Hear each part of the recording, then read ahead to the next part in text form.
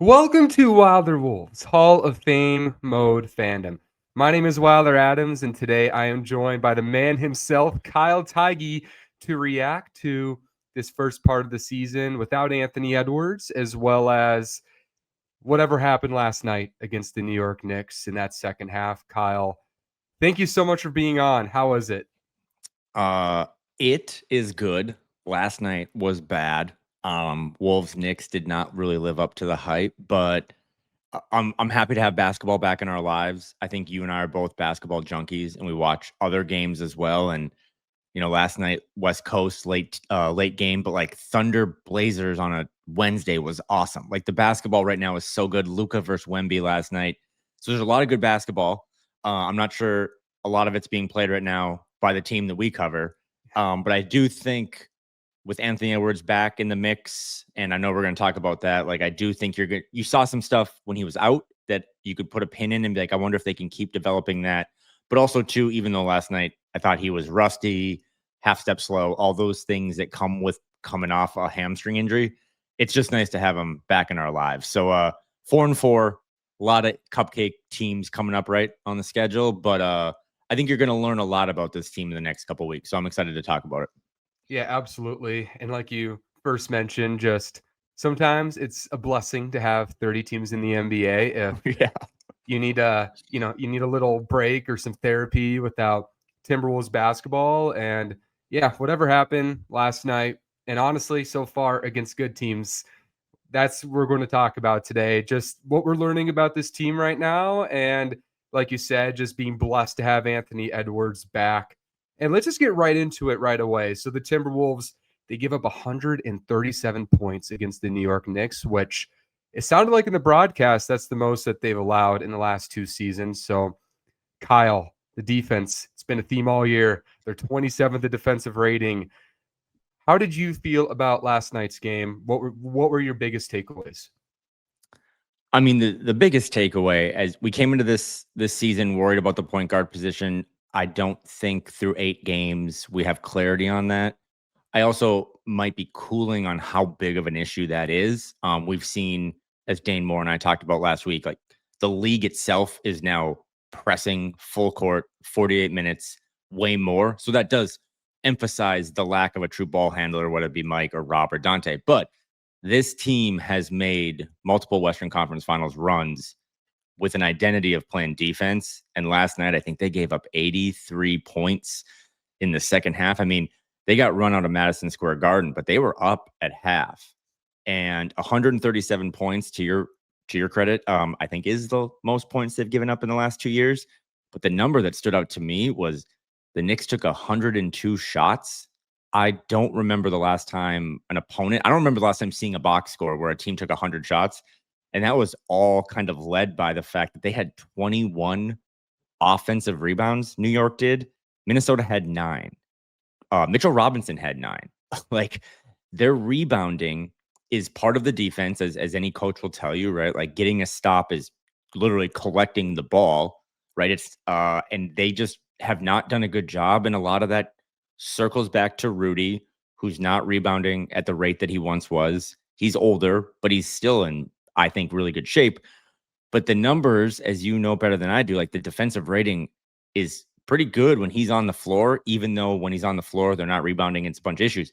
When he comes off the floor now, that's my red flag. Like that's my panic button because they don't really at this point use options that work. Like the Nas Reed, Julius Randle 4-5 pairing is for better. Like it's just terrible defensively. So we might be, I know it's only November 6th, man, but we might be getting really close to just having to throw Johan Berenger out there and just see if he can swim a little bit. I think he's limited in a lot of stuff offensively, and he might hurt them a little bit there. I'm not concerned about the offense, but defensively, they might just need to start with 48 minutes a game of having rim protection and then seeing if that kind of flows back into like helping other guys be better at what they're doing. Because right now, the defense, I really do think it's like broken. You know what I mean? Like, and it's making you question the personnel. Like, what did you see last night as they just continuously either gave up open threes or just straight line drives to the basket? Yeah, everything was wrong. You highlighted it perfectly. I mean, one play in the second half that really stood out to me I think it was in the third quarter. Things were kind of falling apart. And Jaden McDaniels was playing high pressure, kind of gets past the screen, attacking the ball handler. I don't even remember who it was because I was so appalled by the defensive coverage that I just didn't even care who dribbled it. But literally, Jaden goes up and then just like stops, like the remote control died. And then he was waiting for backline help, and it was Randall and Naz Reid in the paint, so there's no resistance. And that play just really stood out to me because it highlights everything wrong with this defense right now. There's an effort issue that started with the point of attack, but then there's also just massive communication issues. Nobody's recovering in time. Everybody thinks it's kind of like a school project, and nobody gets the assignment done on time, and then the presentation starts, and you're like, wait, where's slide 4? Mm-hmm. Because Randall and Nas, they're expecting somebody to help, and then Jaden's expecting backline help. There's just an effort, a communication issue. In the first half, I thought it was fine. Like Minnesota, I think was leading at the half, 58-54, if I'm not mistaken. And then the second half begins, and then all of a sudden, we saw what happened, 83 points in the second half. And you mentioned the point guard issue that everybody's been so fixated with. And you know that feeling where it's like if your arm hurts and somebody says punch your leg because your arm will hurt less, kind of sarcastically. Mm-hmm. That's what the defense feels like right now because the effort is so incredibly off. And one part of this, I want to hear your opinion on because I think everybody, if you've been around NBA Twitter, is kind of missing Nickeil Alexander-Walker right now. And he's killing it in Atlanta. He's averaging over 17 in offense, but more importantly, defensively, that presence is not there. In these first 8 games, what do you think of just the lack of Nickeil aspect to this? They 100% miss Nickeil because I don't like doing the player comp thing where it's like, okay, Nickeil is out, but Jalen Clark will do the Nickeil role. Well, the problem with that is that Jalen Clark and Nickeil Alexander-Walker's offensive ceilings are so much different, right? Like Nickeil got paid $80 million from Atlanta, not only because he's really good defensively and fits well next to Trae Young, who isn't good defensively, but also because he can score. And I think if you look over his last like 4 or 5 games, Nickeil with Trae out, like he's hooping again. And that's so for the Wolves without him now, second apron stuff is kind of forces you to let those guys go and then lean into the younger guys. I think Jalen Clark defensively has given them a lot of what Nickeil can do. He's just the perfect role player, the guy that kind of gets his role. However, when he gets the ball offensively, it's mostly in the corners, and it's not because the coaching staff sticks him there. That's kind of where you put a fifth option, right? At times is in the corners and see if he can hit those threes. He did hit one last night against the Knicks, but against Brooklyn, I mean, he was airballing stuff and he was missing free throws. Like he's in his own head. So they do miss Nickeil, but that, like anything else, right? Like they missed Kyle Anderson for a while and like Karl-Anthony Towns going, that ship has kind of sailed and he's not going to be back. So you got to find other opportunities. And I kind of just look at, again, I've talked about the center stuff. Like, I think if Rudy's not out there, I would go to Baron J and just be like, this is where we're going to start. We're just going to constantly have, a pass rusher on the field. And then we'll figure out the secondary and then we'll figure out the linebackers. So I would have a big guy out there for all 48. And then I would look at Jaden, Nas, if he's going to play the 3, TJ, if he comes back from this foot injury, and then maybe Jalen Clark and be like, okay, so let's just say you're our perimeter guys and 2, but like, can you just give us more? Because Naz Reid has struggled these first 8 games and he's got a lot going on outside of the court, but I would like to see him just give a little more resistance defensively because we talk a lot about what, can Naz play the 3? Well, that's got to go both ways, right? Like, he can offensively be a 3, but if he can't defensively be a 3, like he has to guard other small forwards. And I just think the perimeter defense right now is so bad. The play you're referencing is like the play of the night. I had to watch the ESPN feed and like Doris Burke called it out right away. She's like, Jaden kind of went, half energy around that screen, let the guy get in the paint. I think it was OG Anunoby. And then OG just went straight to the rim. And it was Nas and Julius. And I think Jalen Clark, it's like, oh, so none of you guys can even remotely protect the rim. And I think that's just a big issue. So chicken or egg, you can pick. Is it the perimeter defense? Is it the big guys? I think it's both. But to me, it does go back to, with all due respect to Nickeil, like it does go back to, we got to have rim protection. Because if we can have rim protection, typically you would think that those guys can also rebound. And if we can get more rebounds, again, dude, you can't, I don't know what the math is, but I don't know how many teams win games when they give up 21 offensive rebounds, because that typically leads to 21 extra shots. And last night you saw that by a team that took 102 and Minnesota took 83. So 19 more shots. You're probably going to get blown out in those games. And it's kind of back to the Memphis days, right? Like when the Wolves lost to Memphis in that playoff series, it's like we can't, even if we get a good stop, we can't get the ball. And that sucks. And that's what's leading to just these really poor performances in the second half. Yeah, I entirely agree. The Nickeil Alexander-Walker part, it's an easy deflection because it's like this is the big difference on the roster. And you can say, well, the young wings haven't quite lived up to that yet, but I do agree it's a more front court issue right now. I mean, this team's 22nd in rebounding percentage right now. It's crazy. 22nd in rebounding percentage, and you have Julius Randle, Rudy Gobert, and a 7-foot small forward, and a freak shooting guard athlete, and then a physical point guard in Dante. And you can't rebound. I mean, yesterday I saw in the fourth quarter, outside of Rudy Gobert, none of those guys had more than 4 rebounds with 5 minutes left in the game. Randall had 4, Jaden had 4, Ant and Dante had 2. That is unacceptable. There is none. I think Dante said it after the game. There's an effort issue. And there's some people who want to blame Chris Finch about it and say it's scheme. It's that.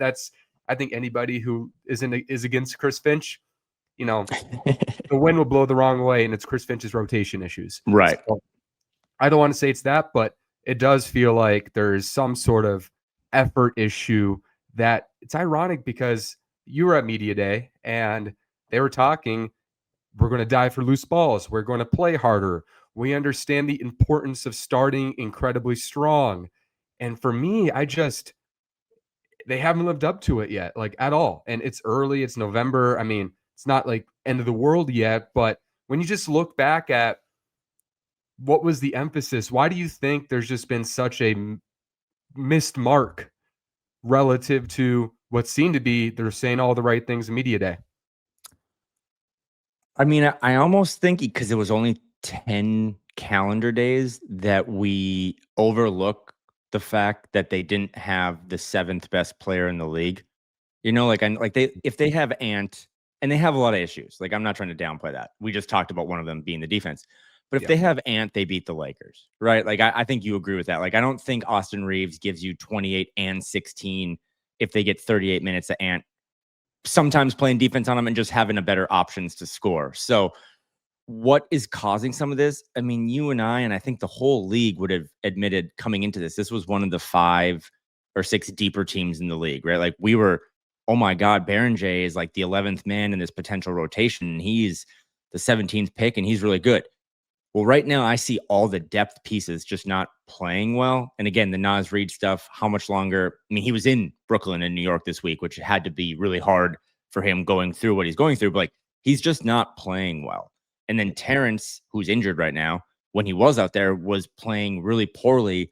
And I think he was the guy that this organization felt the most confident in like filling some of that Nickeil role. I mean, he was in Mayo Clinic Square all summer, just putting up shots. Like, Matt Lloyd and those guys had to tell him to go home sometimes. So for him to come out flat, and Jalen Clark at media day said, like, if I can shoot 40%, good luck keeping me off the floor. That's so true. What is he shooting? I think he's shooting like 18%. So if those guys, last year they brought the 8 starters mantra of Dante and Nickeil and Naz off the bench, and it was just this juice of like bringing in a young puppy to just kind of energize everyone else. Well, now they're bringing in a kind of a bad Naz Reid. There's no Terrence. The Rob stuff is hit or miss, and then Jalen Clark can't shoot. So the depth is letting them down as well. And when Ant's out and your depth is kind of underperforming, well, that's like the perfect cocktail to suck. And I think that's kind of what they've done. Luckily, again, they got to play Charlotte and Brooklyn, who are just way better at sucking than Minnesota could ever be. But I think that's why it's going to be, if they go on a run here for November, I think, critical people will say, yeah, but they didn't really beat anyone. And I'm with that. But also, I just think they need cupcakes. Like, I do think they just need easy wins or easier games so guys can find a rhythm. Because you'd rather, right, be 4-4 and play the Kings, the Jazz, and the Wizards in the next couple weeks than be 4-4 and play the Nuggets, the Lakers, and like the Knicks again. So they got to get more from the guys coming off the bench. Dante's been, I think, awesome but Dante's not coming off the bench right now. So it's kind of got to be up to Naz Reid. I think he has to set the tone. He's like a vet for Rob and TJ and these guys. I think he needs to your point, he had 6 rebounds last night, but like, why is Naz Reid, if he gets 28 to 30 minutes, why is it Naz Reid like 14 and 10? Right? Like, he's a big dude. Like, if he could help with the rebounding, Ant with the rebounding, they got to address the rebounding, because the defense is what you're going to talk about, but the rebounding to me is kind of like the elephant in the room. I love that we're pivoting toward the bench as part of the issue, because I think that is a really big part of it. I totally agree with that.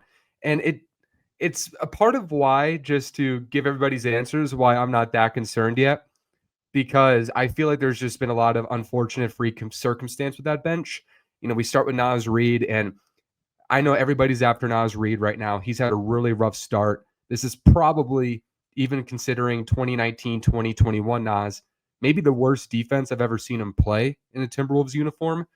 But I do think, like you were mentioning, with his off-court circumstances, there's some grace and some time we need to give him as time progresses. And that's probably something I would rather revisit later in the season if things don't get better. I think at this point in the first 10 games, we could be patient on that end. And also the Terrence Shannon part, he's had an awful start of the year, of course. And I think he's shooting 26% around the rim this year. I think that's the stat right now. And I mean, I saw yesterday and I was like, oh, that makes some sense. He missed yesterday with a foot issue. And part of me is wondering, was the foot issue responsible? Because I talked about it the other day. It just looks like he lacks lift when he gets inside, the verticality when he goes straight line, and he's overpowering and he's quick and all those great things we love about Terrence Shannon. I thought his verticality and just his mobility around the rim was not very good to start the year. And I was like, you can't be out of shape. Terrence Shannon's not like that. So when I saw the foot injury, I was like, that might explain it. And it's going to be very interesting to see how, when he returns, how he looks physically. And you mentioned another really good point. I think moving Dante into the starting lineup, well, I do think, I want to hear your opinion on the Dante front in a second.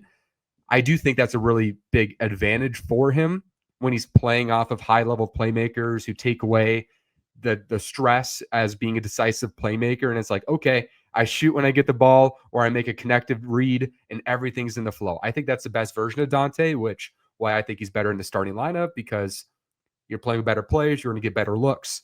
So, but without Dante on the bench, then you're kind of putting more pressure on a Conley, a Rob, a Terrence Shannon, and Clark. And when two of those guys are going through circumstances that are likely affecting their play, and two point guards trying to figure it out, I think that leads a recipe for struggles at this point of the season. What do you think about the Dante front and how that's affected the look of the bench as well? Yeah, I mean, Dante, small sample size. I feel like we have to say that basically every time we do a pod up until Valentine's Day. I know we're 8 games in, but he is putting up a career high in points, a career high in assists, and I think he's shooting the best he's ever shot, like 44% from 3. Again, albeit 8 games, but he's been awesome. And he was kind of one of the rare things I got right in October. I was like, hey, I think his stock price is low and I'm going to like invest in that. So you kind of made some money there. I still go back and forth with the concept of when you play OKC or you play a team that's going to press you 48 minutes, 94 feet, like how does that disrupt Dante's rhythm? Because the best version of Dante, we've all said it now, is like that Malik Beasley type role where he's just flying off of screens. How many times last night did Chris Finch call timeout and run an ATO that was to get Dante just screaming around a screen, and he hit most of those threes? Like he's up to like, I can't remember the numbers, like 16 threes in the last 3 games or something. He's on fire. But to your question about now he's in the starting lineup, I mean, last year, one of the things we complained about all season long was like, hey, this starting 5 just doesn't have a lot of juice and doesn't really work. And then Chris Finch hockey subbed. Basically, he would send Nikhil, Naz, and Dante all to the scorer's table at the same time. And like, okay, here come the cavalry, right? Here come the reserves. Big guns. Well, now one of those reserves, one of those cavalry members is in the starting lineup and is typically being subbed out. And you're bringing in, again, guys, whether it be Rob, who I think has had some flashes, Jalen defensively, Naz, and then TJ. It's like they're just subbing in less production right now than they did last year. And on top of all that, the defense, as we just talked about earlier, like isn't great. And it's terrible when Rudy's off the court. So I'm not at the point now, man, where I'm like, this is a personnel thing. Like Tim Connelly, I really do think trade discussions in November are just dumb because I just don't think teams do it. Again, like you don't have access to the full player pool anyway because of guys that sign deals in the summer. Like they're not even eligible until middle of December. So why would you want to get into the trade mix if you're limited? I do think, though, that's kind of why you need to continue to experiment. And if TJ's toe, foot, whatever is better, he needs to be out there and just throw some bleep at the wall and see if it sticks so that come January, if you're like, hey, this is a personnel issue, like we can't get that same juice defensively we had 2 years ago because Mike is older and Rob is small. And, you know, in a traditional sense, we have one small forward on the roster in Jaden McDaniels. Then you'll know, okay, it's time for us to make a move. And I do think at some point we're going to be doing pods about a trade. Like I think Tim Connelly will make another move to try to shore some of this up. But before you do that, you got to know that the ingredients you have in the kitchen don't work. And that's why I want to continue to see, even if it's ugly, I think you got to keep letting Rob play 15 to 18 minutes, stints in both halves, you know, keep seeing what Jalen Clark can do. Because if Jalen Clark can shoot himself out of this, he's a very confident player. Okay, now we're kind of back a little bit. So I'm full on in experimental mode. I don't super care about wins and losses in November. I know they do catch up to you come playoff time, but a lot of teams right now around the league, if you pull yourself out of Minnesota and you go watch any other game, they are experimenting with a lot of stuff. I think Chris Finch is too, maybe more than people give him credit for, but maybe also not enough. So I would expect and hope that the coaching staff continues to, like, again, the Baron J thing. Just see what he can do, right? He's not polished, but he's 6'10", and a lot of guys aren't. So I think I would throw that out there and just continue to see what you can find kind of during some adversity. I love your mentioning, especially just highlighting the young players during this time, especially earlier in the season. I think there's one side of the fan base that looks at Josh Minot dropping 21 on the Boston Celtics and getting these double doubles, and they're like, man, we want to see these young guys out there right now because, I mean, Leonard Miller's talented, Rob Dillingham, Terrence Shannon, Jalen Clark, Johan Beringer. And I think Johan Beringer at this point of the roster, like you're talking about, there's an effort issue with this team right now. And I'm not sure if anybody plays harder than Beringer on his entire roster.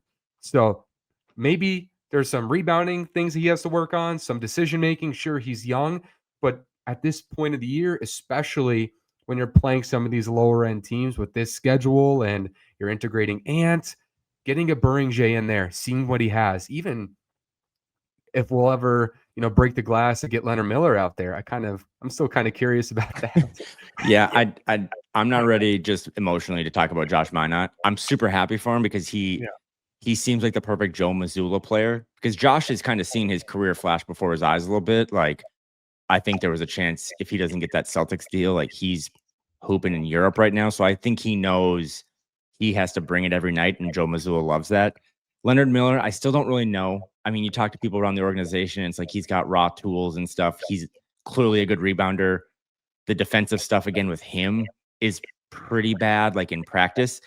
But this is, I think, why we're nearing a fork in the road moment of like chicken or egg of, okay, if Berenjay's not ready defensively, or Lenny's not ready defensively, when you take Rudy off the floor, no one's ready defensively. Like Nas and Julius aren't working. So what's the worst that could happen by just switching it up a little bit and putting some new guys out there?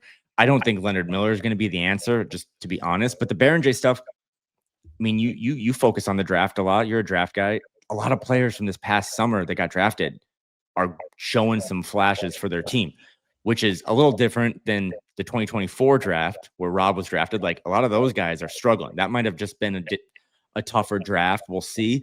But this draft class is hooping. So I would throw Berenjay out there as one of the young guys. I think I would also keep, as I said earlier, like, give Rob a little leash because I think he's deserved it. I think he's playing better. He's trying defensively. He also got switched onto Cat last night 3 times in a row, and it was a bucket every time. But like, what do you want him to do, right? Like, Mike gets switched on him, he's not going to do anything either. So I think Finch is really trying to, despite the fact that he wants and he's here and was brought here to win games and grind out these games, he's trying to like open himself up more to younger generations like yourself. And he's doing a good job. He's not doing a good enough job, but it starts with Baron J for me. And then it does like Terrence. They need what Terrence brings because all summer and all training camp, like they were leaning on like that guy's going to be. I mean, dude, people were asking me too. Like they were thinking like he might be most improved player of the year, and he's not even playing right now because he's injured. But like that gap is hurting this team really bad. They need Terrence, who's a proven 25-year-old second-year player, to be 14-4, right, or to be 12-6. I think he can rebound really well too if given the opportunity. Just hey, if you go get that board, you can take off in transition. That's your strength. So. I know that's like 30 minutes about talking about young guys, but to me, the young guys are going to have to probably be the answer. And then if they don't answer the questions correctly in November and December, then in January or February around the trade deadline, that's when maybe you go out and get another vet because you don't think you can trust the young guys. Yep, and it's already hitting me with the John Morant stuff that we're just getting into 3 months of John Morant Twitter. So fingers crossed, we're going to get young players starting to really ascend. And I think the Terrence Shannon thing, especially, even more so than a Rob, even, is the biggest thing that Minnesota really needs to see become a consistent part. I mean, like you mentioned, Terrence Shannon was expected at this point to be a most improved player potentially, or just somebody at least on the team, the most improved player. And we'll see. I'm still holding on to my Terrence Shannon stock. I'm not dumping that in November. I think a lot of us dumped on Timberwolves stock last year in November, and let's see how last year went, conference finals. So I'm not ready for that, but they need Terrence Shannon. We talked about Nickeil Alexander-Walker earlier, and a reason why you're so comfortable giving Nickeil that money or not giving Nickeil that money, paying Nas, and essentially giving Terrence Shannon that opportunity is the belief that he's ready to be at least a six-man caliber player. I'm very curious to see what he looks like when he gets back from injury because I have Terrence Shannon in my heart personally. So I'm going to make excuses for him like he's my baby. And I'm blaming that foot till the day I die until I'm proven otherwise. So and he would address a lot of the stuff, right? Like I'm kind of going off script here, but just looking online, like this is the 10th team in offensive rating right now and 27th in defensive rating. I think that Julius Randle, this isn't even an I think. Julius Randle is playing the best basketball of his career in year 12. And we do need to acknowledge, because I think a lot of us can be reactionary, that less than a year ago, like we were all kind of packing his bags, right? Partly because he replaced one of, this organization's favorite players of all time, but also it just seemed like it was so clunky. Dude, I don't even know. Like if Julius would have been out with a hamstring rather than Ant, I wonder what the offensive rating would have been, and I don't think it would have been 10th. And that's nothing against Ant. Like Ant's the best player on the team, but Julius is playing so well that this is my little quick rant. We're not doing the John Morant stuff today, but like this team doesn't really let's just say you throw out the Rudy Gobert and a young player for John Morant. Like, okay, so we just talked about how when Rudy's off the floor, they have the worst defensive rating in like the history of basketball. So what is adding another player who can't really shoot, sure as hell can't defend, and can be undersized at times, and is kind of in like that Derrick Rose athletic point guard that doesn't always age super well? That's just not the answer. I think the answer needs to be organic and internal. And I'm with you. Like I can't adopt him, but I think if Terrence just played like he was playing all summer behind closed doors, played like he did in Vegas in front of us for summer league, that would solve a lot of issues because defensively, whatever, I do think they just lack energy. Like, I don't know who is their energy guy. Like Jaden McDaniels is having the best stretch of basketball of his career. So is Julius, but I don't know if like kinetically they're energizing their teammates. Like their teammates are happy for them, but Jalen Clark gets a loose ball, dives on the floor, ties someone up. Like that juices people up. I think Terrence getting a dunk in transition, getting fouled, getting through him, that kind of brings, raises all boats type things. So they really need him back. They probably need Jalen Clark to play more in those minutes while TJ's out. But I'm looking at Rob and Terrence and Jalen Clark and Baron J, and I'm just like, I think you guys can help. And I think Chris Finch needs to trust those guys more. Yeah, I love the energy point too. And I don't want to make this like a cry over Nickeil Alexander-Walker episode, but when you're missing Anthony Edwards, I always thought Nikhil was the dude who brought that energy when he came back into the game. He was the number one source for those diving for loose balls. Sometimes he'd be erratic in the best way possible. And I thought he had such a great impact on the team. And it feels sometimes, and we've seen this in Timberwolves history in a more macro sense, when it feels like everything goes wrong at the same time. But this is a micro situation, so not the end of the world yet, not even close. But I think a lot of the players that we are referencing for those energy sparks, whether it's Anthony Edwards, because Ant's the vibe of the team, he hasn't been available. And then you look at Terrence Shannon is another super high motor player that we're all super excited about. He's not 100%. Naz Reid is the total like fan cult of the entire city. So we haven't gotten the best version of Naz Reid for circumstances that I think we all can sympathize with potentially. And it feels like you mentioned there's a sourcing that's been missing with this team, especially when I love that Jaden McDaniels is taking a big step offensively, and we can pivot more positively and talk about Randall and Naz in a second. But the Jaden McDaniels front, that's another guy you expect to be all defense, high motor. And a part of me wonders, because he's been good at times defensively. I haven't quite seen that level the last few games. How much of it is, okay, no Ant, Jaden, we know he's a better creator now. Is that also just maybe the last defensive source that kind of has a domino effect for the team's defensive energy that they're also missing because of the needed for Jaden to create? What do you think of that? I think we all know Jaden McDaniels is like an emotional player, right? He shows it in different ways. There's a wall in the tunnel of Target Center that can confirm that. And I think, I mean, again, dude, like he's one of the guys I'd almost just like give a free pass to, because I think his offense has been so good.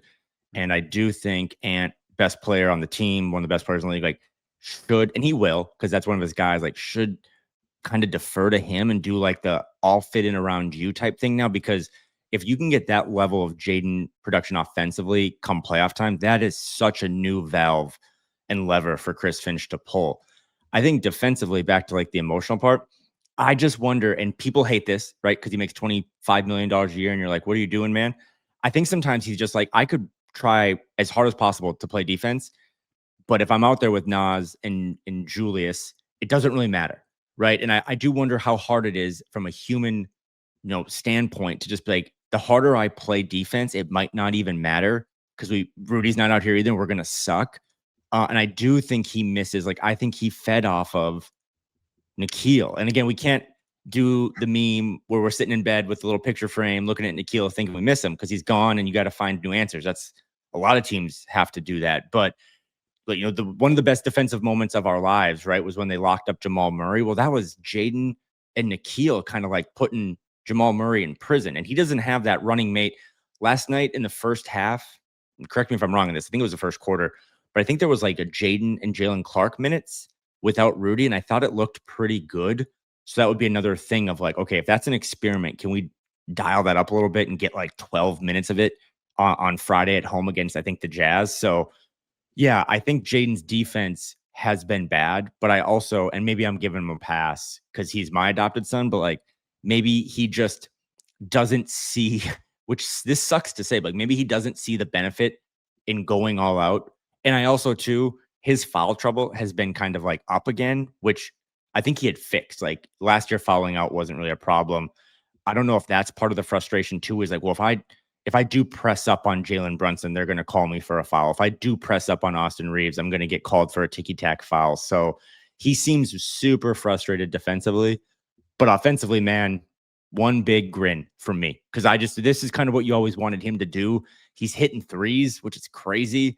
And then when he gets to the rim, he just has like a Shea Gilgeous-Alexander awkward like Euro step where it's like you don't really know what he's going to do and what foot he's going to go off of. And that makes it so hard to defend. So stock up offensively, stock kind of down defensively right now for him. It's so incredible how freakishly gifted the guy is. Dude, it's crazy. I've referenced this on the last episode. He is literally, because the team marginalized is not the right word. He was needed to be a role player those first few years. They had the star power, young player trying to prove his worth on this roster, and he did it defensively. And he was incredible doing it. And there's this point right now because I'll compare it, and I did it last episode. It's like the kid who grew up really relying on his brains or her brains. And you go through high school, you have a perfect GPA, and then all of a sudden you go to college and you get into shape and your skin looks good and you start grooming yourself and you're like, wait, I'm super attractive. But then it's like, don't forget you're smart too. Don't go to the frat parties all the time now because you're very good looking. Go and I think Jaden and Mikal Bridges had this issue a couple years ago, and I think it's going to be very important to make sure Jaden doesn't fall into this trap where Mikal was that all defensive DPOY finalist. He goes to Brooklyn, risen responsibility as a creator, and then the defense kind of fell off. And honestly, it hasn't fully recovered yet for Mikal Bridges. I think as Jaden ascends into what I think is going to be a 19 to 20 point per game scorer in this league, because that's how talented he is. And this team will need that more as Jaden and Ant become the faces of the roster, that you're still keeping him engaged defensively, because before the draft, he wasn't considered a defensive ace. He was an offensive player. And then he comes to the NBA, needs to be a defender. So my question is going to be, now that like a Nikhil's gone, like you're mentioning, and sometimes it's going to be the attention's going to be on Jaden, not only in offense, but also to establish the defensive momentum as Rudy gets older, as the young wings try to prove themselves around Jaden, and there isn't that Nickeil Alexander-Walker. It's going to be very interesting to see how he balances those two worlds. Like, I can do all these cool things offensively, but also I need to find the intrinsic motivation, even when things aren't going right around me, to maintain that level of defense. How do you think that can take place throughout the season? That made me really happy. That was a great analogy, but also too, it allowed me time to go look up Jaden's basketball reference page. And the more we talk this out, like, we kind of came into this thing thinking, okay, Ant level up again, right? Like, MVP conversation. He said at media day he was going to try to break the scoring record against the bad teams. And it felt like the plan was, okay, 24-year-old entering his prime soon. Let's just keep putting more on his plate offensively. And it might just be me hot taking 8 games in, but I'm starting to come around to the idea of, like, what if Ant subsidizes his production via like rebounding, like back to our rebounding thing where you kind of went on the rant of like, how does everyone only have 4 or less rebounds? Like, what if Ant for the month of November now was like a 9 rebound a game guy, which he can do, right? Because the Jaden stuff, like, if maybe he's the skeleton key to unlock some of this stuff. Same thing with Dante, but like small sample size. But dude, he's averaging 18 points a game, career highs in assists. He's shooting 48% from 3 on like a career high attempts. So when Ant comes back, like, maybe he applies himself, like the sliders, when you create a player, like maybe he increases how much attention and energy he puts into on-ball defense, which then will allow Jaden to rest, but also then be a better rim protector, which kind of solves some of the questions we have with when Rudy's off the court.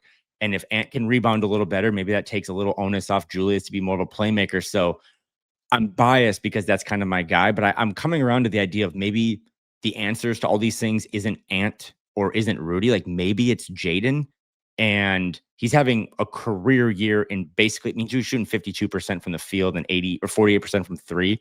If he could continue to lean into that, and Ant kind of plugs other holes, right? Like, oh, I'll play a little more defense. I'll play a little more point guard.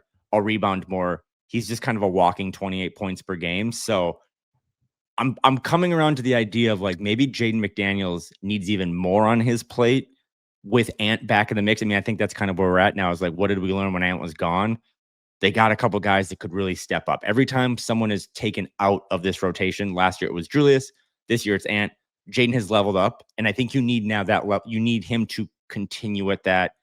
And Ant had that comment against Sacramento last year. It was like, hey, we told Julius we'll fit in around you.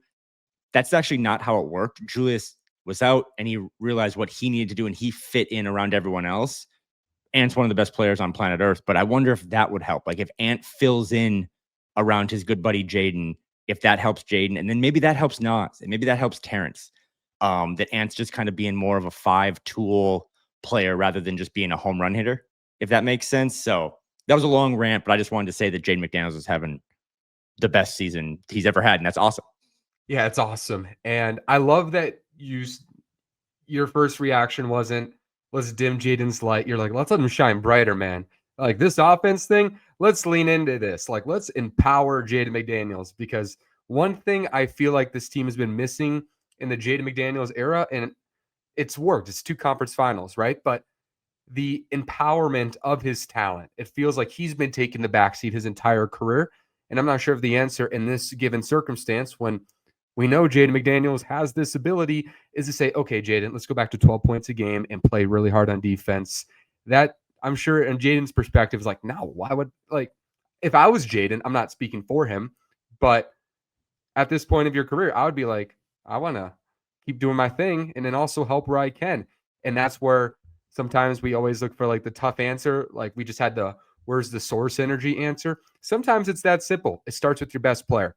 Maybe a part of this is they've been missing their best player, because Anthony Edwards, as much as we give Nikhil credit and we give Nas credit and these players throughout the years, Anthony Edwards has been the most durable player on the team for the past 6 years. So it kind of blends in. Like you kind of forget the fact that Anthony Edwards is the heart and soul of the squad. And now that he's back, it's going to be really important, because we now know Jaden McDaniels and Julius can do it. The offense was above average without Anthony Edwards, and that's even with the turnover issues. They're still bottom 10 in turnovers, and they're top 10 in offense. So there's so much meat on the bone on that end. And I think a lot of it's allowing Jaden and Julius to continue creating. So then Ant, like you're saying, maybe part of the issue with Jaden's fouling is the fact that he's on the point of attack very often again. And maybe a lot of it is, hey, Ant, let's get high on the point of attack. Let Jaden roam, protects him on fouling, adds to the rebounding, but also maintains some of his offensive empowerment, and then allow Julius and Jaden to do their thing offensively. And it's not all Anthony Edwards. I really love that point that Anthony Edwards is probably the solution to all of these problems until everybody else gets healthy and mentally integrated. And this is where, as someone who does a lot of pods, and you do a lot of pods, we do too many pods. Like there might be value down the road, and we might look back at this and say we should have done one podcast a month, because we do get a little too reactionary. Like it's just natural that when your favorite team or the team you cover loses a game, you're going to be down, and when they win, you're going to be a little up. But I do go back to, like, I always reference back in my day, and I'm a little older than you, like at the end of a season for a certain team, they would have a DVD, and it had all the highlights from that season, and it kind of talked about the ups and downs of the season. And last year for me, what I will remember is that the Julius Randle like arc of, he was kind of hated, and now everyone's doing, the Goosebumps meme and the trombone sounds and all that stuff. Like he has come full circle because he realized, I need to do this with my game to make everyone else better. And I'm kind of at that level now with Ant. Like I know people want Ant to come back and drop 30 and everyone just to be good, but I am, and maybe some people think, oh, if they don't fix this now, they're not even going to make the playoffs. We heard that last year a little bit, right? Like it was like, oh my God, dude, they're not going to avoid the play-in. And then you woke up in May 30th or May 28th and they're still playing basketball a little bit. And again, they were still a gap between Western Conference Finals and actually winning the title. But this team does, under Chris Finch and Tim Connelly, kind of figure it out. And to me, it's like, take me to the first round of the playoffs or second round, luckily. Can Jaden play like this? Because if you told me right now in April and May, Jaden McDaniels is going to be giving you 17 points a night on 45% shooting from three, I think they have a way better chance of beating whoever they have to play. So I want to figure that stuff out now and kind of plant those seeds, or maybe like water those plants, so when springtime comes around, okay, like that's a real thing that we have, because come April and May, Ant's going to be awesome. Like that's just, he's a playoff riser. So you might have to take your lumps a little bit. And I think that's kind of my overall message, is you might have to take your lumps a little bit and dial down his usage, give the young guys more opportunity, because to me, it's such a long season, dude, that I just don't care about wins and losses until like game 50. I don't want the team to be 15-35, because then you're cooked anyway, but grind out wins as best as you can while also focusing on development, because I think if you don't focus on development, it's kind of like paying credit cards with credit cards. Like it will catch up to you. and this team needs to develop other options to beat the best teams in the West come springtime. That's perfectly said. In November, sometimes all of the answers aren't going to be solved at this point of the Right. season, Yeah. but you want signs, right? Like this is the time of the year where the 2022 Washington Wizards start the year 9-0 and then they miss the playoffs. So, record doesn't have everything, but like you're saying, seeing these signs when things aren't going like great to start the year with a guy like Nas or Shannon or Ant with his injury, and there's a lot more pressure for a Jaden to showcase like this is what I can do. Maybe this is the time of the year if this story ends super well and Ant's holding the NBA Finals trophy, and not to get ahead of myself, but if we look back on the season and it ends well, this could be the part of the year where it's like, yeah, everything was going wrong, which forced the team to shine a light on the Jaden McDaniels, which showcased, hey, Jaden and Julius, they can do this thing, which makes you feel better about the upside of the top end talent of your roster because maybe I'm just too, just chronically on Twitter or something. But I think there's a lot of, does Anthony Edwards have the star power around him? Does this team have enough high end players? They're sort of deep, but can Ant find the complementary stars? Maybe this is the time of the year where it's like, hey, Julius and Jaden prove they can do it. And then it makes everything else so simple. And it just makes tweaking the rest of the roster right, or just allowing it to just kind of figure itself out. And then the end of the year, that's where you get your best products. So maybe that's the world we're in right now, just the stages of showing the ceiling of the team while the floor is as low as it's been with the defense. And almost always we have egg on our face that things are not as bad as you think, like I know this having some friends that are just diehard fans of the team, but like these players do just wake up the next morning. And I would imagine a lot of these guys have just moved on from getting pounded by the Knicks and all that stuff. And they're focused on trying to get better and watching film and stuff. But I don't think they live and breathe wins and losses right now because, again, this isn't like the Orlando Magic, right? Like they're struggling a little bit. They made a big offseason move. They kind of made a Rudy Gobert trade by giving all these picks up to go get a shooter rather than like a defensive presence. Desmond Bane hasn't worked out.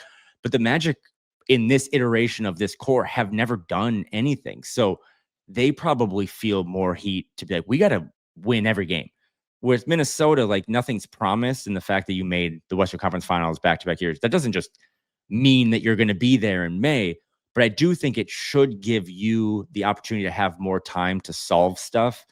And again, big picture, like 4-4, whatever. Let's see what the record is a month from now. But that's why I said at the top, I'm so not concerned about the offense and actually happy with the offense because you're 10th in offensive rating and your best player offensively has played, I think, 3 games or 2.5 games. So the Jaden leap to me is real and sustainable, but also like a plant needs to be watered. The Julius Randle stuff is if the All-Star game was tomorrow, he'd be in it. Hell, if all NBA votes were tomorrow, if this team had a better record, he might get those votes. So those two things are what are going to help you win playoff games. And we'll figure it out. But then it does circle back to like, okay, Rudy, you're like now maybe the 4th best player on the team.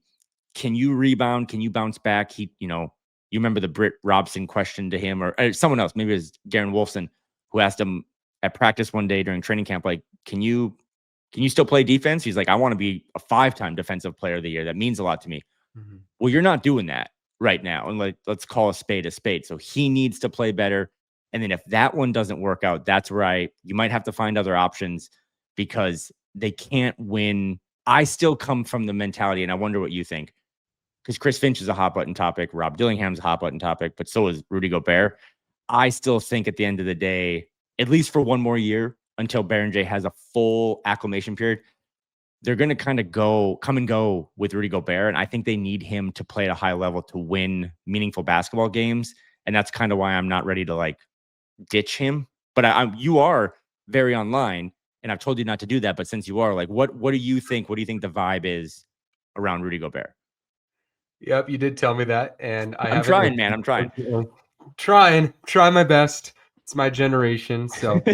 But yeah, I think it's pretty consistent. Rudy Gobert, he kind of reminds me of like a kicker or a ref, where if he's doing everything right, you won't hear it because you won't see it on the stat sheet. Mm-hmm. But then when it isn't going wrong, you'll hear it all the time.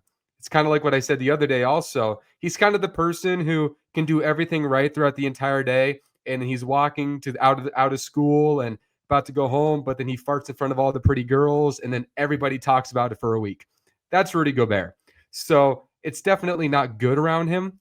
But I will say, I think for a lot of these issues to get resolved, because even though you and I want to see Beringer get in there and be impactful, it's a lot to ask of him. Okay, we have all these issues, solve them for us. That's not a good state for the kid to be in as well. So Rudy has to be a big part of it. And he honestly, in some ways, has been, because they have 143 defensive rating without him. So they're going to, until Randall and Nas get all that figured out, it's going to be an issue regardless. But he definitely does need to enforce the paint. He definitely needs to continue playing more physical. And I want to hear what you think about this. I don't know if this is an age thing with Rudy or it's just the way he defends. And I just missed it in Utah when he was there for 10 years. But I just, every time I see him play against a real high level center or just a good enough one, like Mitch Robinson's threshold high level center, it always feels like the physicality and the reinforcement for the last couple of years, frankly, it's so different than when he's playing like the Nets or the Hornets. And you, what do you think? Just how can they get Rudy Gobert to just be a physical enforcer, not only in those low level games, but also games where you're playing against people in your weight class? You used to live in Arizona, so I Yeah. think you might be a DeAndre Ayton, someone that can comment on him. But if you put DeAndre Ayton in the good centers bin or like the physical centers bin, I think he's having a pretty. I'm not a Ayton fan, but he's having a good year with Luka. Hmm. You don't really need advanced stats right now. Just go look at Rudy Gobert's game logs through the first 8 games. He plays really well. 15 and 12 against the Nets, 14 and 15 against the Hornets, 14 and 18 against the Pacers. Those are good games because they didn't have a center. And then 7 and 9 against the Knicks. Let's say, Cat and Mitchell Robinson. 9 and 6 against the Lakers, 2 and 7 against the Lakers, 8 and 5 against Jokic and the Nuggets. Like his splits right now don't even need advanced stats. It's just, does the opposing team have a good center? Rudy plays bad. Does the opposing center have a young, unproven center? Rudy plays good. And that's part of the issue, right? Like you just got to play better. And he's a prideful guy. I don't think I've ever unleashed this take yet, but like Mike Conley, despite all the things that people want to say about him and criticize him, and he's getting older too, some of it's true. I do see and know and hear behind the scenes, like Mike Conley is at that stage now where he'll do whatever it takes to try to win a game and a championship because that's all that's left on his resume. He'll carry the bags off the bus, like if he had to, right? I don't always get that with Rudy. Like I do think there's a prideful thing, and I think this goes back to how he's handled in the media, where he just, I mean, if I was him, I too would be like, I don't want to look like an idiot because I get clowned when I play well, but when I play poorly, everyone dunks on me both literally and figuratively. And Britt Robson has summed it up the best. But like Rudy's mistakes are loud and his accomplishments are quiet. Hmm. But I just think again, it's like, okay, you have won Defensive Player of the Year 4 times. You have a very successful international resume, whether you like it or not. The way the NBA or the way the Basketball Hall of Fame works, Rudy Gobert is going to be in it. So it's like you've done everything else other than win a title. So like, can you sell out? I mean, my thing is like, can you sell out a little more for a block attempt, right? And I know that opens up behind you. Like if I contest this inappropriately, it leaves offensive rebounds behind me. But I don't see a lot of never minds. I don't see a lot of shot contests. And when he does it, it sparks the whole defense. There's clips out there the last couple of games like he contested Cam Thomas's mid-range jumper so well that it led to a terrible shot. Jaden got the rebound, kicked it out in transition, 2 points. He just has to play better. And I know that's like the least analytical thing of all time, but like Rudy Gobert still gets paid a lot of money and this team depends on him a lot. That if we're going to say, hey, Jaden, you got a pay raise or you got an extension, you got to play better. And Julius, you just signed a new, you got to play better. Hmm. I think behind the scenes, Elston Turner and all those guys are just like, hey, man, we need that production against bad centers. We need that against good centers. And if he can't give that to you in November, it does go back to like, well, what are you losing or what are you risking by playing the young French center over the old French center. Yeah, totally. There's something about Rudy, and I'm a Rudy fan. I am, but you were talking about pride. Sometimes in life, you have to put your pride aside and just take a big risk. That's Mm-hmm. life.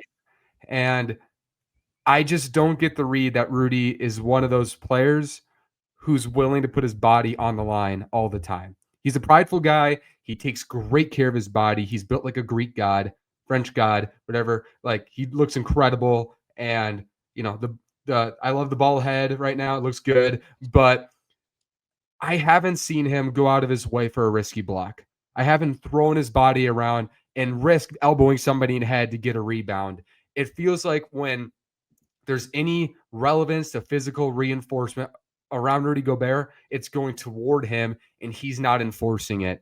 And when you're a player like that and you look on the offensive end and you want the basketball and you want players to feed you, if I'm a player and I'm like, bro, like I know you're going to probably drop the ball, but also you're supposed to be a great defender and you're supposed to get all the rebounds and protect the rim and all these things. But I'm not seeing you put your body on the line like that. Where are those mean blocks? Where are those, gobble up the rebounds like Dennis Rodman? Didn't you average 14 rebounds in Utah at one point? We haven't seen that.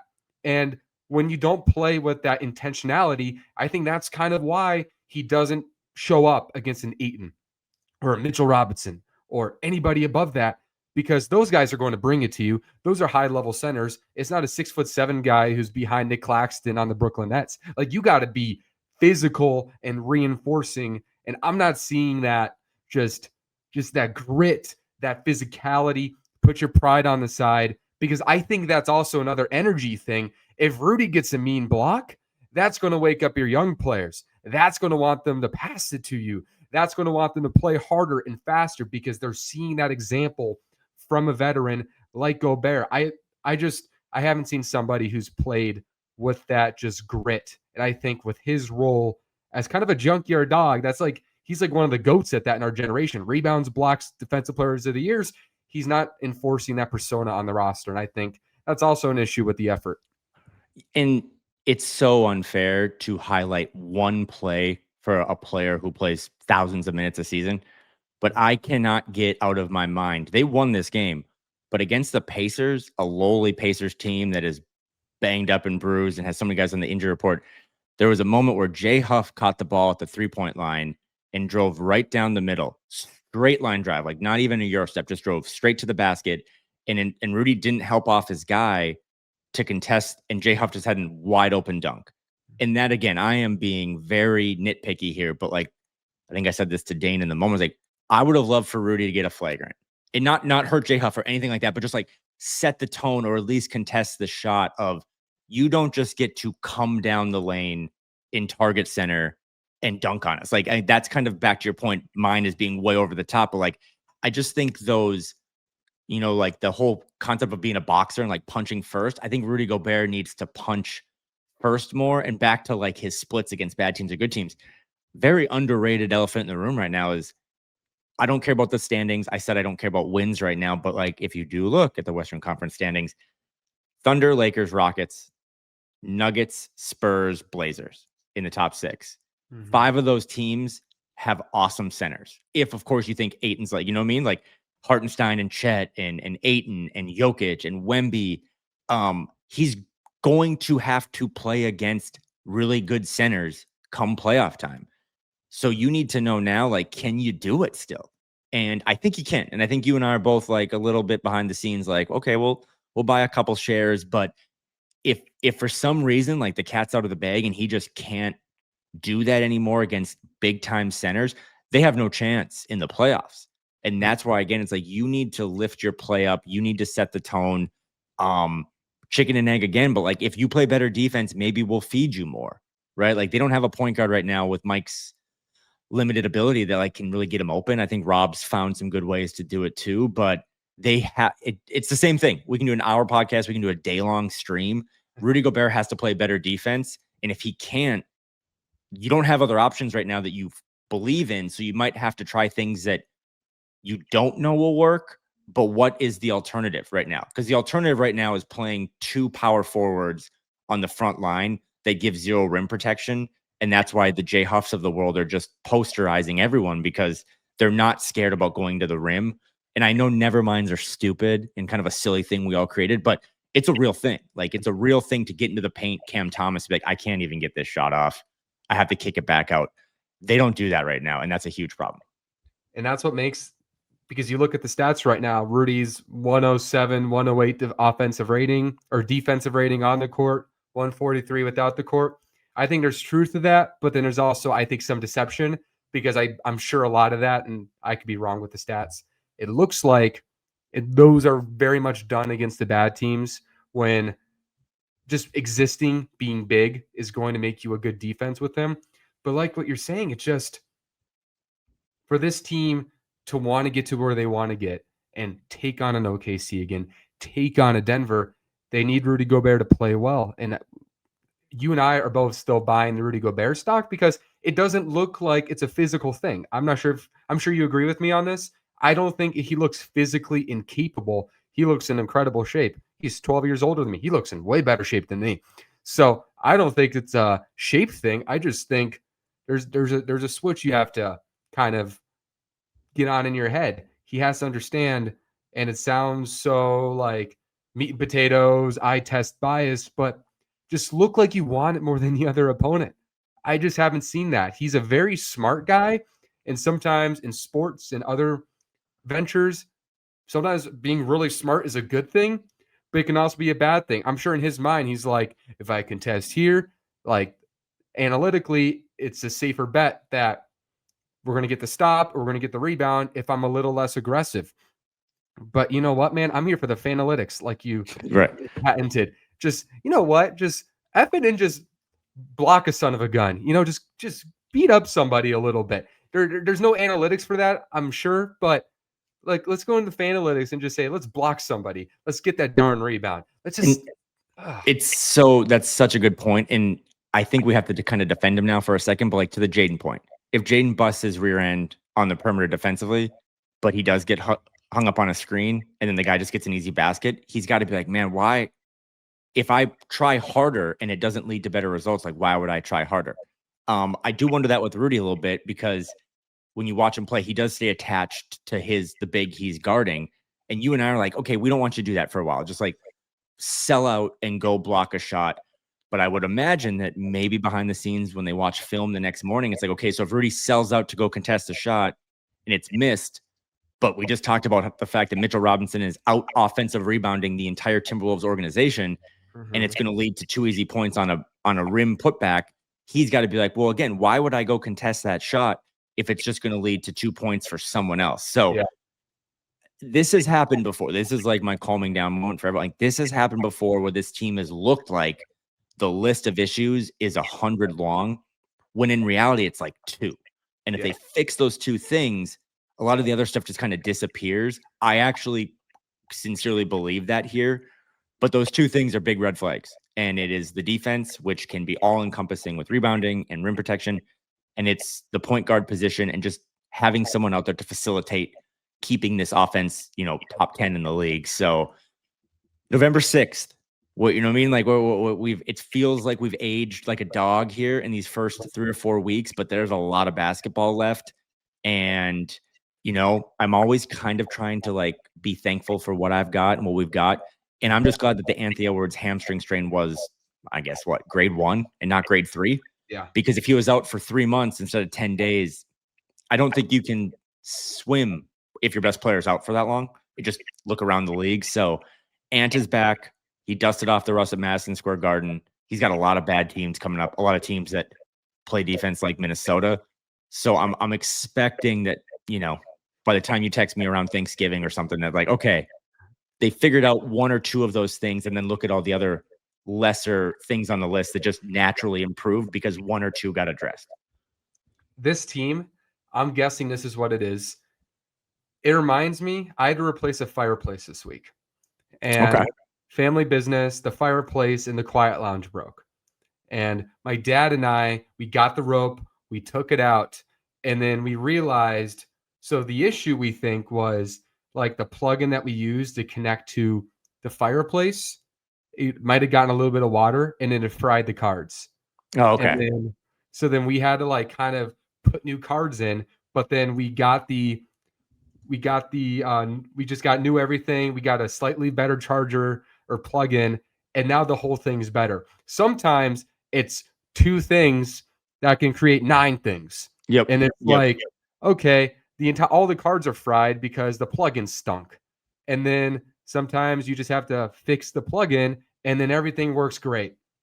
The Timberwolves right now, I'll just explain it like a 5-year-old. They need to play harder and they need more time to get healthy. I think that's the two things right now. If you play harder, especially Rudy Gobert, you're going to get those more rebounds. You're probably going to get a more motivated group of young players because our team, I still think, is pretty emotionally dependent on big plays, big moments to really get that juice flowing. So if the team could just start playing harder and dive for those loose balls, like they mentioned, get those rebounds and just get healthy. And get healthy. Shannon, get healthy. I think a lot of answers will get we'll find a lot of solutions as a result. What do you think? I 100% agree. And again, that go back to the schedule. Like the upcoming schedule is just a lot of Jazz, Kings, Wizards. So I think the best part about basketball, and I kind of get this in baseball too, football can be a little more volatile because it's still a short season. You're going to know, dude, come January 1st, Tim Conley's going to know if this is a good basketball team with potential to contend or just a mid basketball team. And I think you're going to learn that in the next couple of weeks. I think it gives, I mean, I'd rather have TJ get reps. I'd rather have Juwan Berenger, who I think actually turned 19 today. Happy birthday to him. So I think those guys, I think those guys have a better chance of building confidence against lesser teams so that they're ready for more qualified, more strong teams. And we're going to know, like we can try to come up with all these solutions. I really like your just analogy and concept of, I think if they can just solve the main issue, a lot of the, if they can solve turning the power back on, all the light switches will work and you don't have to replace them. That's going to flush itself out over the next couple of weeks. And if it doesn't, then I think you hit the panic button and then you start looking at like, okay, if we can't do it with this roster and the continuity that we banked on against bad teams, well, we don't have a shot against good teams.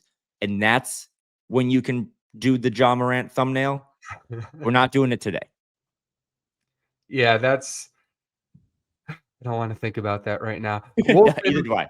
Wolves Fandom Friday, we are going to talk about it because Wolves Fandom Fridays for the culture, and we get fans on the show and we talk about some of the fun, broad, let's just get, what they say in Score North, reckless speculation. Yep. Do that. Yep. But no, I totally agree. Just let's let the season play out. This happened last year. They started 8-10, I believe, and then a couple things went right, and then they synergized and things went well. We'll know in January. Just get healthy. Let's play harder. I think a lot of answers will be solved by then. And then hopefully we're talking like Rob Dillingham is finally Darius Garland and life's great. So, yeah, Kyle. Well, it was a pleasure having you on, Kyle. It's always great to have you. Thank you. Absolutely, man. Big fan of the show. Like I always say to young people trying to do this or younger people than me, just get reps. So this is part of, I think, this is a part of the buffet now for Timberwolves fans in terms of content. I think you do a really good job and you have a lot of good guests on. So I'm sure we'll connect again. But in the meantime, I think we're both on the same page. They just gotta pull one or two levers and then see the trickle down effect of that. But this summer was hard because we didn't have I mean, I know you are a up and coming broadcaster. You're like the Michael Grady of Minnesota right now. And you've covered Olympics and all that stuff. We didn't have any of that this summer. No Olympics, no World Cup, none of the other fun stuff to keep us entertained. So I still confirm and say that like bad basketball is still better than no basketball. So I'm enjoying some bad basketball with hopes that good basketball is coming up soon. So appreciate you having me on. Yeah, I'm a huge fan of you. I've been a fan of you for years, and I'm probably going to crop that little sentence you gave me, the compliment, and I'll probably make that my alarm every morning. So thank you for that. You're awesome. Thank you all so much for listening to Wilder Wolves. We'll continue. I think things will start getting better, and in between, while we're still figuring it out, we'll jump all over on the Ja Morant rumors and all the fun stuff that we all like to talk about. That's happening on Wolves Fandom Friday, so stay tuned. And by the way, if you guys want to be on Wolves Fandom Friday, just literally email me at wilder@wilderitis.com or DM me what's on tap NBA, and we can get you on the show. Kyle, he is a Minnesota sports media star, one of my favorites. I appreciate you greatly, Kyle. Thank you all so much for listening. This is Wilder Wolves, Hall of Fame Mode Fandom.